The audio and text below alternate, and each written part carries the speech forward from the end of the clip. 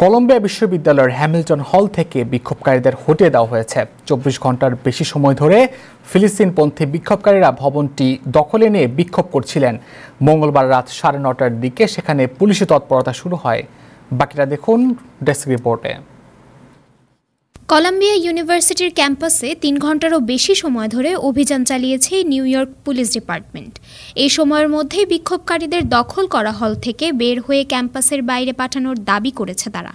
একই সঙ্গে বলেছে, এই অভিযানে কয়েক ডজন বিক্ষোভকারীকে গ্রেপ্তার করা হয়েছে। এক সপ্তাহেরও বেশি সময় আগে কলম্বিয়া ইউনিভার্সিটিতে ফিলিস্তিনে ইসরায়েলি আগ্রাসনের বিরুদ্ধে অবস্থান নিয়ে বিক্ষোভ শুরু করেন একদল শিক্ষার্থী ও শিক্ষক।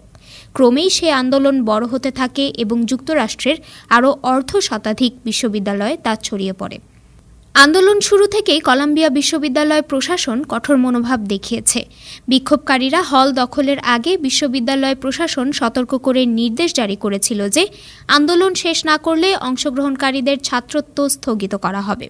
তবে বিক্ষোভকারীরা সেই হুমকি আমলে না নিয়ে আন্দোলন চালিয়ে গেছেন। সর্বশেষ তারা একটি হলও দখল করে নেন এবং ফিলিস্তিনি শিশু হিন্দের নাম অনুসরণ করে সেটির নাম রাখেন হিন্স হল। তবে বিষয়টি ভালোভাবে নেয়নি কলম্বিয়া ইউনিভার্সিটি কর্তৃপক্ষ।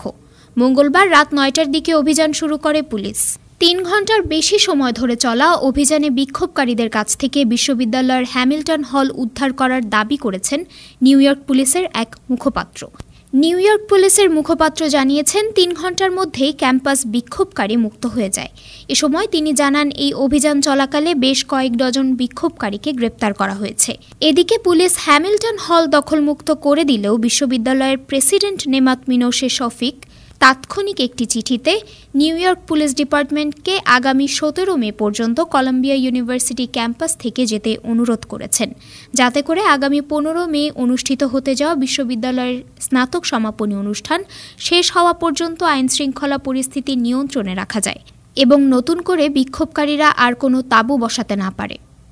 Desk report, time television, new York.